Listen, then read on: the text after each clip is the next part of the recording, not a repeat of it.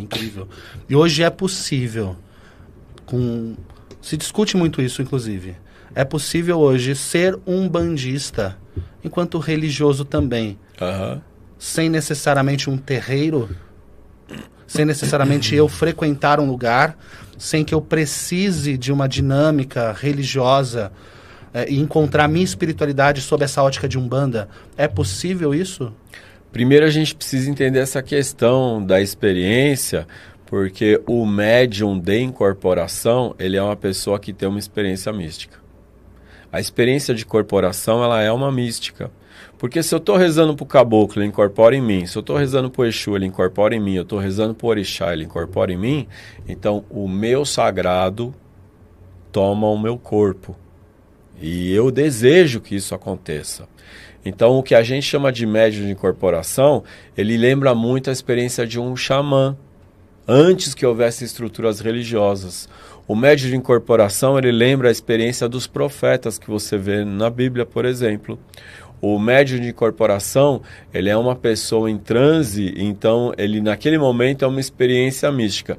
Se ele tiver consciência da importância disso para ele se tornar uma pessoa melhor e para ele entender que eu tenho um contato direto com o meu caboclo, então esse caboclo vai me orientar. Agora, se o médium vai para o terreiro e ele acha que ele é um aparelho que incorpora, faz a caridade e volta para casa, ele está exercendo uma religião. Quando ele começa a ter um relacionamento com a sua espiritualidade, aí ele tem uma experiência mística e dessa experiência, ele pode fazer dessa experiência o sentido da sua espiritualidade. Então a Umbanda ela pode ser vivida enquanto religião, que é a obra social da caridade, a estrutura dos templos e um grupo de médiuns que incorpora entidades para ajudar o próximo. É uma causa social que tem um viés espiritual. A partir do momento que esses médiuns têm um relacionamento com a sua espiritualidade, e não apenas com a espiritualidade do outro, passa a ter uma experiência de espiritualidade.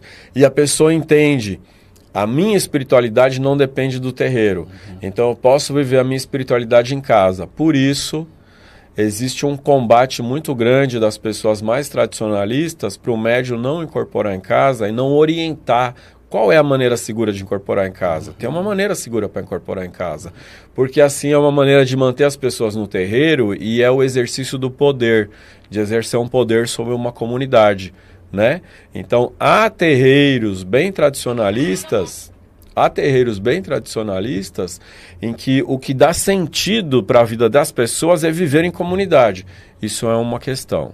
Agora, há terreiros que o que dá sentido é estar todo mundo junto para fazer a caridade. É um viés bem de modelo de religião tradicional.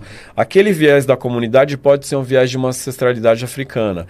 Mas a gente tem o viés da liberdade do ser humano de aprender a lidar com a sua própria espiritualidade, poder vivê-la, ela, num ambiente doméstico, entendendo que o lar é o templo da família.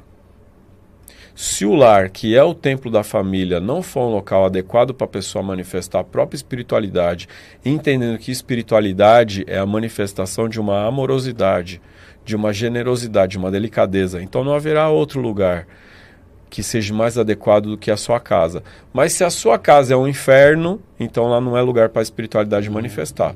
Se a casa é um ambiente de guerra, realmente não é o melhor lugar para se manifestar. Se a pessoa vive uma esquizofrenia,